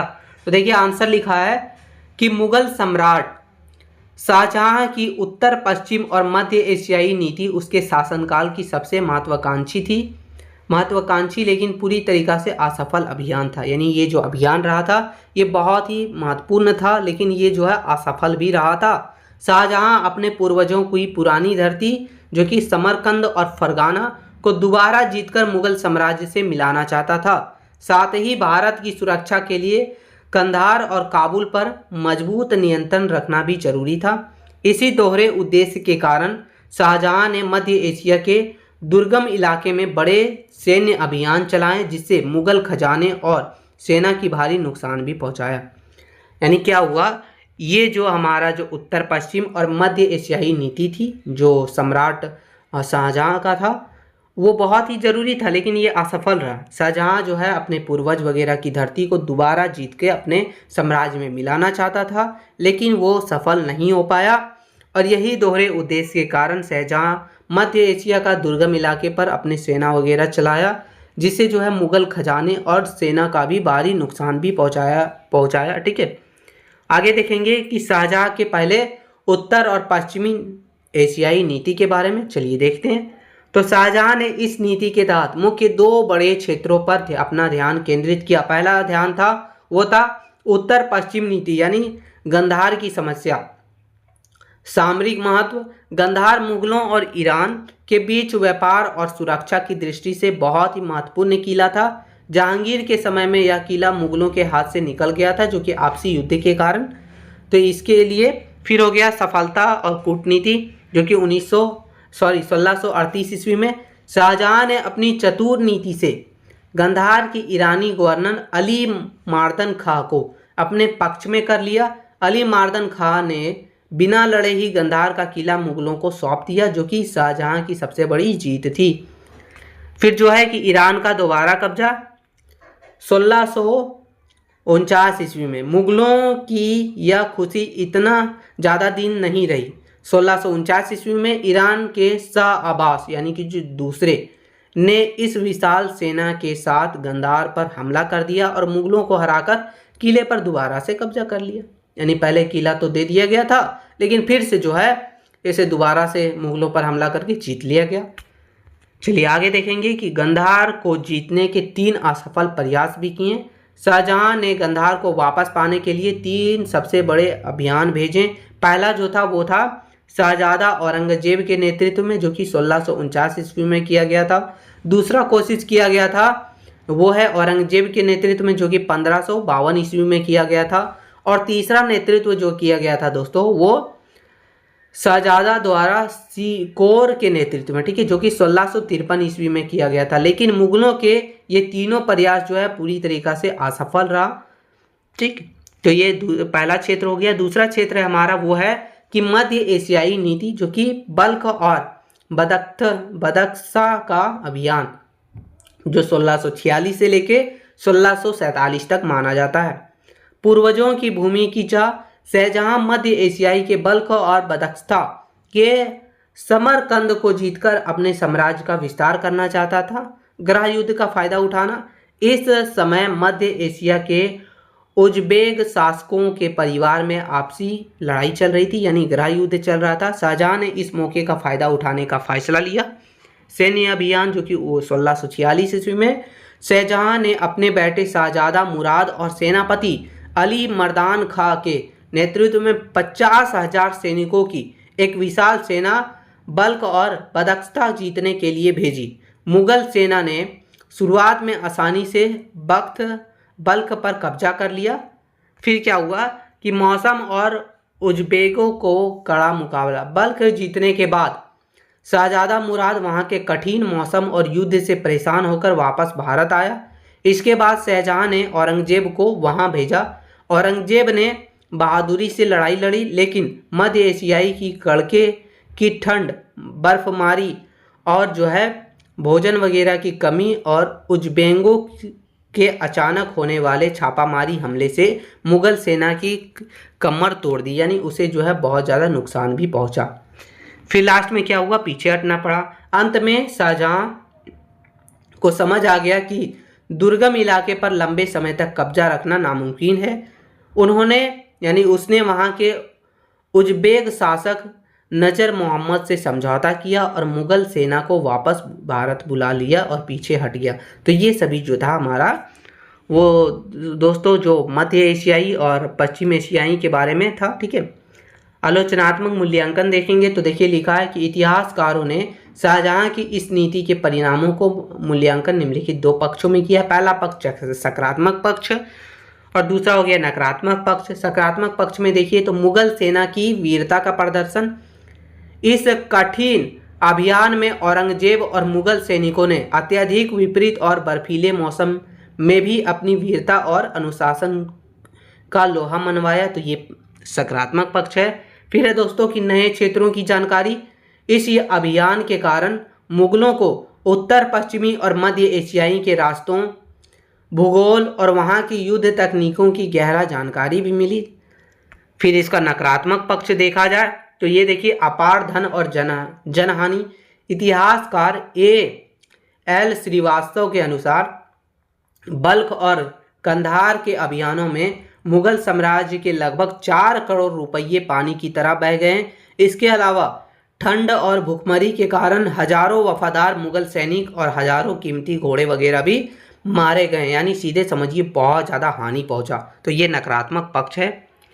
चलिए आगे देखेंगे कि मुगल सेना की कमजोरी और पर्दाफाश। कंधार में लगातार 3 बार हारने और मध्य एशिया से पीछे हटने के कारण पूरी दुनिया के सामने मुगल सेना की कमजोरी उजागर हो गई कि ये कमज़ोर है। ईरान और उज़्बेक समझ गए कि मुगलों को हराया जा सकता है, तो ये कमजोरी का पर्दाफाश हो गया। फिर अगला है दोस्तों कि कंधार को हमेशा के लिए जाना। इस गलत नीति के कारण भारत की सुरक्षा का सबसे मुख्य पहरेदार कंधार का किला, यानी कंधार का किला जो है वो मुगलों के हाथों से हमेशा के लिए निकल गया, जिससे भविष्य में भारत पर उत्तर पश्चिमी से विदेशी आक्रमणों का खतरा बढ़ गया था। तो ये सभी जो है पश्चिमी एशिया और मध्य एशिया की नीति का जो है वो परिणाम था। निष्कर्ष चलिए देखते हैं दोस्तों। निष्कर्ष लिखा है कि शाहजहां की उत्तर पश्चिम और मध्य एशियाई नीति पूरी तरीका से असफल और अव्यावहारिक सिद्ध हुई। अपने पूर्वजों की धरती को वापस पाने की भावनात्मक और ऊंचे ख्वाब ने मुगल साम्राज्य को खजाने और सेना की भारी नुकसान पहुंचाया। इस नीति ने साबित कर दिया कि दिल्ली में बैठकर मध्य एशिया के पहाड़ों और बर्फीले मैदानों पर शासन करना मुगलों के बस की बात नहीं है। तो ये हमारा क्वेश्चन है, बहुत इंपॉर्टेंट क्वेश्चन है। चलिए आगे क्वेश्चन नंबर 8वां देखेंगे दोस्तों। तो क्वेश्चन नंबर 8वां हमारा कि औरंगजेब की धार्मिक नीति का आलोचनात्मक समीक्षा कीजिए या फिर वर्णन कीजिए। ये आपको कई बार पूछा जा चुका है और पूछा जाएगा। चलिए आंसर देखिए। लिखा है कि जो मुगल सम्राट औरंगजेब है, जो कि 1658 से लेकर 1707 ईस्वी तक राज्य किया था, शासक रहा था। धार्मिक नीति उनके अपने पूर्वज जैसे बीरबल वगैरह की उदार और शाहीनी नीति से बिल्कुल अलग था, बिल्कुल उल्टा था। औरंगजेब एक कट्टर सुन्नी मुसलमान था। इसका मुख्य उद्देश्य जो है भारत को एक इस्लामी राज्य बनाना था, यानी उसका जो उद्देश्य था कि भारत को एक इस्लामी राज्य बना देना है, दार उल इस्लाम में बदल देना है। इसकी इस नीति को लेकर इतिहासकारों में बहुत ही मतभेद है, क्योंकि इसके कारण मुगल साम्राज्य की एकता को गहरा धक्का और कई विद्रोह वगैरह भी खड़े हुए थे। यानी ये पूरा तरीका से कट्टर मुस्लिम था, समझ लीजिए। ये इस्लामिक राज्य बनाना चाहता था। औरंगजेब की धार्मिक नीति के कार्य के बारे में देखेंगे। चलिए देखते हैं। तो औरंगजेब ने अपने शासन में इस्लाम को बढ़ावा देने और गैर मुसलमानों पर अंकुश लगाने के लिए निम्नलिखित कदम उठाए। पहला क्या किया, जो जजिया कर है उसको दोबारा लागू कर दिया, यानी गैर मुसलमानों को जो है टैक्स देना पड़ेगा। अकबर ने इस जजिया टैक्स को हमेशा के लिए समाप्त कर दिया था। औरंगजेब ने इसे 1679 ईस्वी में गैर मुसलमानों पर फिर से इसे लागू कर दिया। इसका मुख्य उद्देश्य था कि हिंदुओं पर दबाव बनाना और राज्य की आय वगैरह को बढ़ाना। तो ये इसका उद्देश्य था औरंगजेब का। फिर क्या किया, तो देखिए तीर्थ यात्रा कर की वापसी कर दी, यानी हिंदुओं की पवित्र स्थान वगैरह की यात्रा करने के लिए दोबारा टैक्स लगा दिया। साथ ही हिंदुओं के त्यौहार को सार्वजनिक रूप से मनाने पर पाबंदी भी लगा दिया गया। तो ये सभी जो है औरंगजेब के द्वारा जो नीति लगाई गई थी, धार्मिक नीति है वो है। फिर मंदिरों को तोड़ना दोस्तों। औरंगजेब ने 1669 ईस्वी में एक शाही फरमान जारी करके नए बने हिंदू मंदिरों और पाठशालाओं को तोड़ने का आदेश दिया। इसके तहत काशी का विश्वनाथ मंदिर, मथुरा का केशवराय मंदिर और गुजरात का सोमनाथ मंदिर जैसे कई प्रसिद्ध मंदिरों को भारी नुकसान पहुंचाया गया, उसे तोड़ा गया औरंगजेब के काल में। चलिए आगे देखेंगे कि सिक्कों और राजदरबारों में बदलाव। औरंगजेब ने सिक्कों पर कलमा यानी इस्लामिक श्लोक वगैरह खुदवाना बंद कर दिया, ताकि वे किसी के पैर के नीचे ना आए, यानी पैर वगैरह सिक्का वगैरह पैर के नीचे ना आए। तो ये बंद कर दिया। उसने दरबार में संगीत, ज्योतिष और झरोख दर्शन वगैरह जैसी प्रथाओं पर भी रोक लगा दी, क्योंकि वह इसे जो है गैर इस्लामिक मानता था। ठीक है, तो ये सभी काम किया। चलिए अगला जो है वो है कि धर्म परिवर्तन को बढ़ावा। सरकारी नौकरियों में मुसलमानों को प्राथमिकता दी गई। जो हिंदू इस्लाम कबूल कर लेते थे उसे इनाम, जागीरें और करों में छूट दी जाती थी। तो ये धर्म परिवर्तन को भी बहुत तरीका से बढ़ावा दिया औरंगजेब ने। फिर है सिख गुरुओं का दमन। धार्मिक मतभेदों के कारण ही औरंगजेब ने सिखों के 9वें गुरु तेग बहादुर जी को दिल्ली में बंदी बनाया और इस्लाम ना स्वीकार करने पर उसका शीश कटवा दिया। तो ये जो है ये उसका जो है धार्मिक दमनकारी धार्मिक नीति था जो कि औरंगजेब का था, जो कि ठीक है। इसका आलोचनात्मक मूल्यांकन देखा जाए तो इतिहासकारों ने औरंगजेब की इस नीति के कारणों और उसके विनाशकारी परिणामों का मूल्यांकन दो पक्ष में किया। पहला एक सकारात्मक पक्ष, दूसरा हो गया नकारात्मक पक्ष। तो चलिए दोनों के बारे में देखते हैं। सकारात्मक पक्ष में देखा जाए दोस्तों तो लिखा है कि राजकोष की जरूरत। कुछ आधुनिक इतिहासकारों का मानना है कि औरंगजेब के समय लगातार युद्ध के कारण सरकारी खजाना खाली हो गया रहा था, इसलिए उसने जजिया और तीर्थ यात्रा कर जैसी नीति आर्थिक संकट से निपटाने के लिए अपनाई थी, ऐसा माना जाता है। फिर दूसरा हो गया कि कट्टर वर्ग का समर्थन। औरंगजेब ने अपने विद्रोही भाई जैसे कि दारा सिहोर वगैरह को हराकर गद्दी पाई थी, इसलिए अपने गद्दी को सुरक्षित रखने के लिए उसे कट्टर मुस्लिम अमीरों और उलेमाओं का समर्थन जरूरी था। तो ये उनका जो है सकारात्मक पक्ष रहा। नकारात्मक पक्ष देखिए तो मुगल साम्राज्य का पतन। इतिहासकार सर जगुनाथ सरकार के अनुसार औरंगजेब की इस अनुदार नीति ने मुगल साम्राज्य के पतन का रास्ता साफ कर दिया। बहुसंख्यक हिंदू जनता मुगलों के खिलाफ हो गई, राजपूतों से दुश्मनी हो गई उसका कि अकबर ने जिन राजपूतों को मुगलों की ताकत बनाया था, औरंगजेब की मारवाड़ और मेवाड़ विरोधी नीतियों के कारण वे राजपूत मुगलों के कट्टर दुश्मन भी बन गए, यानी दुश्मनी ले लिया उससे राजपूतों से। लगातार विद्रोह। इस नीति के विरोध में देश में लगातार अलग अलग हिस्सों में जाटों, सतनामियों, बुंदेलों और मराठों ने मुगलों के खिलाफ बड़े विद्रोह किए, जिससे साम्राज्य के अंदर गृह युद्ध जैसी स्थिति बनी रही। सिखों के अस्थायी दुश्मनी।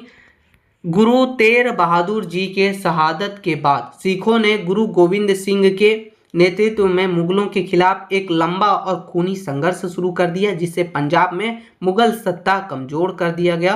तो ये सभी था औरंगजेब की धार्मिक नीति के बारे में, जो कि बहुत ही दमनकारी नीति थी। चलिए निष्कर्ष देखते हैं। लिखा है कि औरंगजेब की धार्मिक नीति पूरी तरीका से अदूरदर्शी और अव्यावहारिक सिद्ध हुई। एक बहुसांस्कृतिक देश में केवल एक धर्म को थोपने की उसकी जिद ने अकबर द्वारा बनाए गए सुलह-ए-कुल के ताने बाने को पूरी तरीका से नष्ट कर दिया। भले ही इसके पीछे उसकी कुछ प्रशासनिक मजबूरियां रही हो, लेकिन इस नीति के कारण हुए भारी विद्रोह ने अंततः मुगल साम्राज्य की जड़ों को खोखला कर देने का काम कर दिया। तो ये औरंगजेब की धार्मिक नीति के बारे में था। ये क्वेश्चन पूछा जा सकता है क्योंकि बहुत ज़्यादा इंपॉर्टेंट है। चलिए आगे क्वेश्चन नंबर 9 की ओर देखेंगे दोस्तों। क्वेश्चन नंबर 9 है हमारा।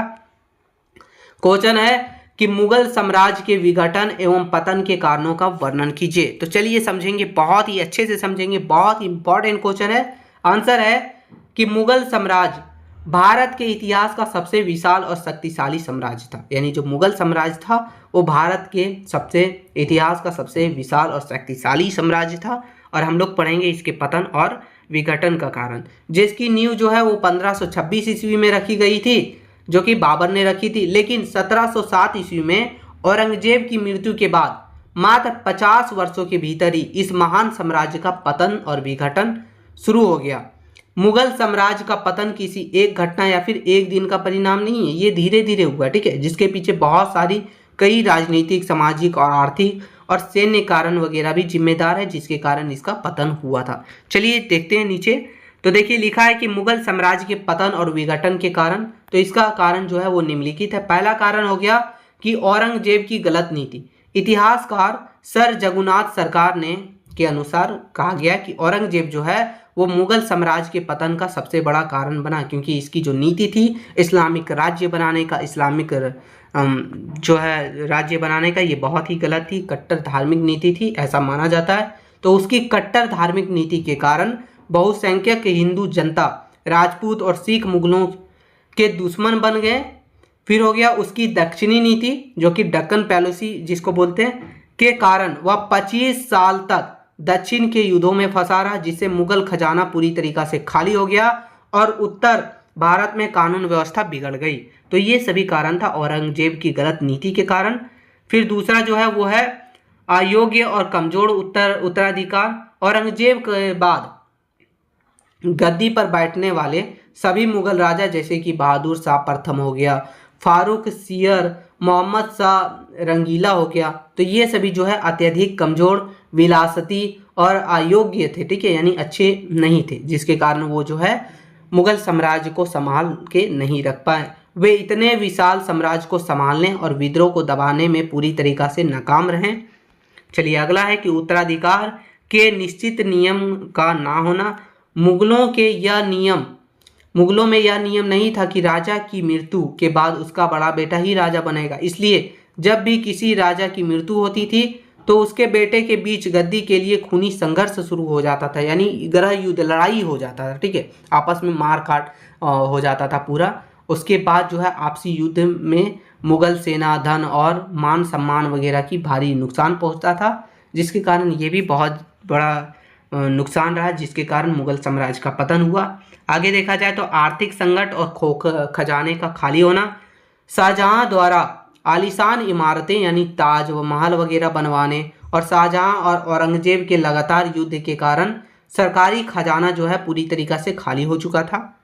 बाद के राजाओं के पास सैनिकों को वेतन देने और जंगीरें बांटने के लिए पैसे ही नहीं बचे थे, जिससे व्यवस्था पूरी तरीका से ठप हो गई और जो है मुगल साम्राज्य उसका पतन विघटन होना शुरू हो गया था। दरबार और गुटबाजी और अमीरों की भ्रष्टाचार। तो कमजोर राजाओं का फायदा उठाकर मुगल दरबार में ईरानी, तुरानी और हिंदुस्तानी अमीरों के गुट बन गए। ये मंत्री और अमीर देश की भलाई सोचने के बजाय राजा को अपने हाथ की कठपुतली बनाकर आपस में ही लड़ाते रहते थे, तो ये सभी कारण से भी इसका विघटन हुआ। आगे देखिए कि सैनिक कमजोरी और अनुशासनहीनता। समय के साथ मुगल सेना पुरानी तकनीकों पर ही निर्भर रही थी, जबकि दुनिया में आधुनिक बंदूक और तोपें आ चुकी थी, यानी जो सेना वगैरह है वो तलवार, भाला यही सब का उपयोग कर रही थी, लेकिन अब जो है आधुनिक बंदूक आ चुका था, तोपें आ चुकी थी, तो ये सभी पुरानी तकनीक के कारण भी जो है इसका विघटन हुआ या फिर इसका जो है साम्राज्य पतन हुआ। सैनिकों का जुड़ाव सीधे राजा से ना होकर जागीरदारों से होता था, जिससे सेना की वफादारी बट गई और अनुशासन खत्म हो गया, ठीक है, तो ये सभी हुआ था। आगे देखिए कि मराठा शक्ति का उदय। छत्रपति शिवाजी महाराज, ठीक है, छत्रपति शिवाजी महाराज जी द्वारा स्थापित मराठा साम्राज्य औरंगजेब की मृत्यु के बाद और भी अधिक शक्तिशाली हो गया था। पेशवाओं के नेतृत्व में मराठों ने मुगलों के चौतरफा घेरकर कमजोर कर दिया और दिल्ली तक अपनी ताकत फैला दी। तो यानी सीधे समझिए मराठा का जब उदय हुआ उसके बाद जो है इसे और भी कमजोर कर दिया मुगल साम्राज्य को। विदेशी आक्रमण जो कि नादिर शाह और अहमद शाह अब्दाली। जब मुगल साम्राज्य अंदर से खोखला हो चुका था तब 1739 ईस्वी में ईरान के नेपोलियन जादिर शाह ने दिल्ली पर हमला किया। उसने दिल्ली में भारी कत्लेआम मचाया और मुगलों का तख्त ए ताउस यानी कि मायूर सिंहासन और कोहिनूर हीरा लूटकर ले गया था, ठीक है। इसके बाद अहमद शाह अब्दाली के हमले ने मुगलों की बची कुची ताकत को भी हमेशा के लिए खत्म कर दिया। तो इस तरीका से जो है मुगल साम्राज्य का पतन हुआ दोस्तों, विघटन हुआ। तो अगर पूछा जाए एग्जाम में तो लिखना है और ये पूछा जाता है, बहुत ज़्यादा इंपॉर्टेंट भी है। चलिए निष्कर्ष समझते हैं। निष्कर्ष लिखा है कि मुगल साम्राज्य का पतन उसकी आंतरिक कमजोरियों, खाली खजाने और अयोग्य शासकों का मिला जुला परिणाम था। औरंगजेब की गलत नीति से शुरू हुई कमजोरियों के बाद वे विलासिता प्रिय राजा संभाल नहीं सके। इसी आंतरिक फूट और आर्थिक संकट के कारण भारत का इतना विशाल साम्राज्य जो है अंततः पूरी तरीका से बिखर गया। यानी ये जो है इसका पतन समझ लीजिए तो आंतरिक कमजोरियों के कारण, खाली खजाने के कारण और अच्छे योग्य शासकों ना होने के कारण इसका धीरे धीरे पतन हो गया। और औरंगजेब की गलतियों की नीति वगैरह भी, ये सब भी जो है मायने रखता। चलिए आगे क्वेश्चन नंबर 10वां देखेंगे, जो कि हमारा बहुत ही इंपॉर्टेंट क्वेश्चन है दोस्तों। ये भी पूछा जा चुका है और पूछा जाता है। क्वेश्चन है कि शिवाजी की प्रशासनिक व्यवस्था का वर्णन कीजिए। तो चलिए हम लोग समझेंगे अच्छे से। तो देखिए आंसर लिखा है कि छत्रपति शिवाजी महाराज जो कि 1627 से लेके 1628 तक इनका समझ लीजिए शासनकाल रहा या फिर साम्राज्य रहा।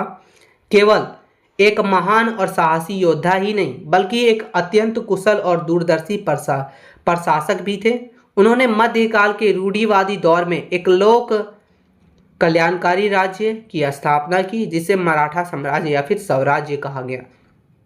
यानी जो छत्रपति शिवाजी महाराज थे दोस्तों, वो सिर्फ एक महान और साहसी योद्धा ही नहीं थे बल्कि एक बहुत ही कुशल और दूरदर्शी प्रशासक भी थे।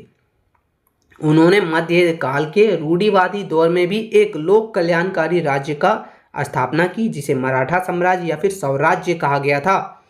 शिवाजी महाराज की प्रशासनिक व्यवस्था का मुख्य उद्देश्य अपनी प्रजा की सुरक्षा था। न्याय और समृद्धि सुनिश्चित करना, यानी अपनी प्रजा की सुरक्षा भी करना है, न्याय को बनाए रखना है, समृद्धि सुनिश्चित करना, तो ये सभी जो है उद्देश्य था उसके प्रशासनिक व्यवस्था का। किनके? तो छत्रपति शिवाजी महाराज के। उन्होंने पूर्ण केंद्रीकरण के साथ साथ एक बेहद आधुनिक प्रशासनिक ढांचा तैयार करने का काम किया। ठीक है, चलिए आगे देखेंगे शिवाजी के प्रशासनिक व्यवस्था के बारे में। तो छत्रपति शिवाजी महाराज के प्रशासन को मुख्य रूप से तीन स्तर या फिर तीन भागों में समझेंगे हम लोग। चलिए, पहला हो गया केंद्रीय प्रशासन और अष्टप्रधान शासन की समस्त शक्ति जो है छत्रपति शिवाजी महाराज के हाथों में केंद्रित थी, लेकिन उनकी सहायता के लिए 8 मंत्रियों की एक परिषद थी जिसे अष्टप्रधान कहा जाता था। प्रत्येक मंत्री सीधे राजा के प्रति जवाबदेह हुआ करता था। यानी जो शासन का समस्त शक्ति जो है वो शिवाजी महाराज के ही पास थे, लेकिन फिर भी उन्होंने जो है एक ग्रुप बनाया था, परिषद बनाया था 8 मंत्रियों की, जिसे जो है अष्टप्रधान कहा जाता था। और सीधा जवाबदेह जो है ये डायरेक्ट राजा से हुआ करता था, यानी छत्रपति शिवाजी महाराज से हुआ करता था। तो देखिए 8 ग्रुप क्या क्या थे। पहला हो गया हमारा पेशवा, यानी प्रधानमंत्री के रूप में समझ लीजिए। यह राजा के बाद सबसे महत्वपूर्ण पद था। इसका काम पूरे राज्य के प्रशासन और नागरिक मामलों की देखभाल करना था। तो ये पहला ग्रुप है, ग्रुप का पहला परिषद है। ठीक है, दूसरा है आमत्य या फिर मजूमदार, जिसको वित्त मंत्री बोल सकते हैं। राज्य की आय और खर्च वगैरह का पूरा हिसाब किताब रखना इसका मुख्य काम हुआ करता था। फिर तीसरा है दोस्तों हमारा वकिया नाविस या फिर मंत्री, जिसको गृह मंत्री बोल सकते हैं। ठीक है, राजा की सुरक्षा, खुफिया विभाग और दरबार की रोज की घटनाओं वगैरह का रिकॉर्ड रखने का काम जो है ये तीसरा विभाग किया करता था। चौथा है हमारा सुरु नाविस या फिर जिसे सचिव कह सकते हैं हम लोग, जिसमें शाही पात्रों आदेशों की भाषा को सुधारना और सरकारी पत्राचार वगैरह को देखना, तो ये सभी काम इनका रहता था। अब पांचवा हमारा वो है दोस्तों दाबिद या फिर सुमंत, जिसको विदेश मंत्री बोल सकते हैं। दूसरे राज्य से संबंध बनाए रखना और युद्ध और शांति वगैरह के मामले में राजा वगैरह को सलाह वगैरह देने का काम जो है वो दाबिद या फिर सुमंत किया करते थे। फिर छठा जो है हमारा छठे जो परिषद थे वो उन्हें कहा जाता है सर ए नौबात या फिर सेनापति। सेना की भर्ती करवाना इनका काम था। अनुशासन, संगठन और सुरक्षा यानी युद्ध के समय में सैन्य कमान वगैरह संभालने का काम इसका रहा करता था। और सातवां हमारा पंडित राव, धार्मिक मामलों के प्रमुख, जो दान पुण्य किया करते थे, धार्मिक कार्य वगैरह और समाज के नैतिक आचरण वगैरह का देखरेख करने का काम पंडित राव किया करते थे। और आठवां हमारा हो गया न्यायाधीश, जो कि मुख्य जज के तौर पर समझ सकते हैं, जिसको दीवानी यानी सिविल और फौजदारी मामलों में न्याय वगैरह करने का काम यानी क्रिमिनल वगैरह में ये सभी का काम जो है न्यायाधीश का हुआ करता था। चलिए यहाँ देखिए कुछ नोट में लिखा गया कि पंडित राव और न्यायाधीश को छोड़कर अष्टप्रधान के बाकी सभी मंत्रियों को जरूरत पड़ने पर युद्ध में भाग भी लेना पड़ता था। यानी मान लीजिए जरूरत पर युद्ध पड़ गया तो पंडित राव और न्यायाधीश को छोड़कर बाकी जितने भी छह अष्टप्रधान के मंत्री थे उन सभी को जरूरत पर युद्ध में भाग भी लेना पड़ता था। चलिए दूसरा हम लोग का है वो है सैन्य प्रशासन दोस्तों। तो देखिए शिवाजी महाराज की सेना अत्यंत सुसंसित और चुस्त थी। ठीक है, उनके सैन्य प्रशासन की मुख्य विशेषताएं निम्नलिखित है। क्या क्या है? तो देखिए पहला है कि अस्थायी सेना, सैनिकों को जागीर देने के बजाय सीधे राजकोष से नगद वेतन दिया जाता था। यानी उसे जागीर वगैरह गिफ्ट वगैरह नहीं दिया जाता था, बल्कि डायरेक्ट जो है उसे वेतन दिया जाता था नगद पैसे के रूप में। ठीक है, फिर हो गया सेना का वर्गीकरण। घुड़सवार सेना को दो भाग में थे। यानी घुड़सवार सेना के दो भाग थे, यानी दो पार्ट थे। पहला हो गया बारगीर, ठीक है, यानी जिसे घोड़े और हथियार सरकार देती थी, और दूसरा हो गया सिलाहदार, जो कि अपने घोड़े और हथियार खुद लाते थे। इसके अलावा एक मजबूत पैदल सेना भी हुआ करती थी। यानी 3 वर्गों में इसकी सेना का वर्गीकरण किया गया। पहला हो गया बारगीर, ठीक है, जो कि घोड़े और सरकार हथियार जो है सरकार दिया करती थी, यानी राजा दिया करते थे। दूसरा हो गया सिलाहदार, जो अपना घोड़ा अपना हथियार लाते थे। और तीसरा हो गया एक पैदल सेना के रूप में, ठीक है। तो ये 3 तरह का सेना था। आगे है किले का महत्व। तो छत्रपति शिवाजी महाराज के साम्राज्य की रीढ़ उनके किला थे। प्रत्येक किले की सुरक्षा के लिए 3 अलग अलग जातियों या फिर वर्गों का अधिकारी, जिसमें से हवलदार, सबनीस और कारखानीस नियुक्त किए जाते थे, ताकि वे आपस में मिलकर काम करें और कोई गद्दारी ना हो सके। और जो है किले का इसमें बहुत बड़ा महत्व रहा करता था। फिर हो गया नौसेना का निर्माण। छत्रपति शिवाजी महाराज पहले ऐसे भारतीय शासक थे जिन्होंने समुद्र के रास्ते विदेशी आक्रमणों को रोकने के लिए एक मजबूत नौसेना का गठन किया। इसलिए उसे जो है भारतीय नौसेना का जनक भी कहा जाता है। यानी छत्रपति शिवाजी महाराज को भारतीय नौसेना का जनक भी कहा जाता है। ये भी ध्यान रखिएगा, हो सकता है 1 मार्क्स के लिए पूछ ले आपको। चलिए आगे क्वेश्चन है दोस्तों, आगे हमारा कि राज्य और भूमि सुधार, मालिक अंबर की व्यवस्था। शिवाजी महाराज ने अहमदनगर के मालिक अंबर की लाठ काठी पैमाइश व्यवस्था को अपनाया। उन्होंने जमीन की सही नाप जोख करवाई। फिर किसानों से सीधा संपर्क। उन्होंने बिचौलिया यानी जमींदार वगैरह को खत्म करके सीधे किसानों को टैक्स वसूलने की व्यवस्था की। यानी सीधे किसान से कोई भी बिचौलिया वगैरह नहीं रहेगा, कोई भी जमींदार वगैरह नहीं रहेगा। शुरुआत में उपज का 33% भाग कर के रूप में लिया जाता था। बाद में अन्य स्थानीय कर को हटाकर, यानी जो भी स्थानीय कर वगैरह था वो सभी को हटा दिया गया। उसी के बदले जो है इसी को 33% से 40% कर दिया गया था। फिर है दोस्तों हमारा कि चौथे और सरदेश मुखी यानी विशेषकर।